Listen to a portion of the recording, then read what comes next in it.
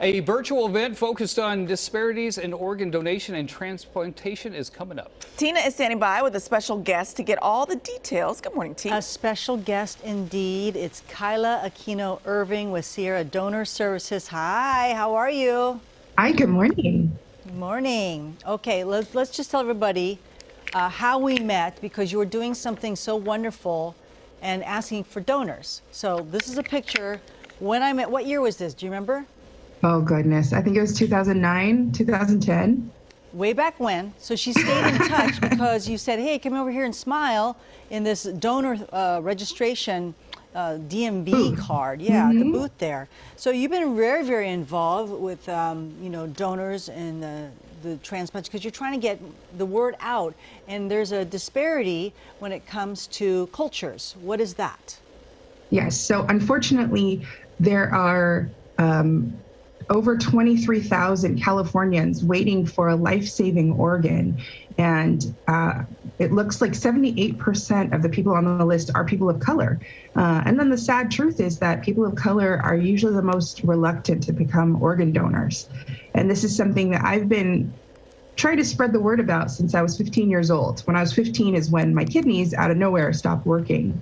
And so my family was given the sad information that I had to be on dialysis until we could find a kidney transplant donor for me. And in the Sacramento region, people wait 8 to 15 years for a deceased donor. Luckily for me, my parents were both matches. And so my dad was able to give me a kidney when I was 16. That lasted 6 years. And then my mom gave me a kidney. And next week will be our 21st kidneyversary. Wow. And my mom's kidney has allowed me to be a mom. And now I work at Sierra Donor Services. And my passion for health equity and organ donation, I get to live that every day. That is so wonderful. So we're 21 years, two-time kidney transplant recipient there. So you want other people to know, and that it's okay, because I think you're right. There are a lot of different cultures that don't want to get involved at all. How do you encourage them?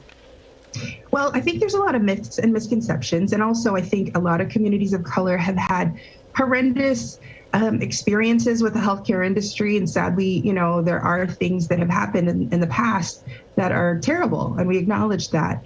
Luckily, organ procurement organizations work with families from every step to making sure that, on the level where I'm at, just making sure the public knows that, there are so many myths and misconceptions to overcome, like the fact that all major religions support organ donation. A lot of people think, oh, maybe my religion doesn't support it, but that's not true. Some people think if I register as an organ donor, the medical staff isn't going to try to save my life, and that's not true either. Every medical professional, of course, takes an oath to save lives. Yes. And that's what we're all about here, is hoping to save lives through organ donation. Okay, you have a webinar, okay, and that's going to be on Facebook, right? LinkedIn, what else?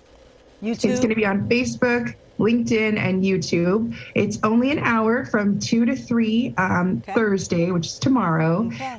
Anyone can tune in. It's public. And also share it with a friend, share it with that uncle who's spreading all the myths and lies about healthcare.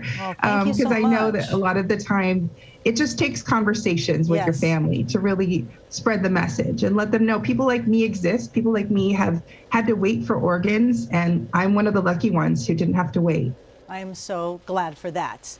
All right, so there's the information right there. Again, sierradonor.org. Thank you, Kyla. It's always good to see you. She calls me, hi, Ate P. So See you later. We'll be right back.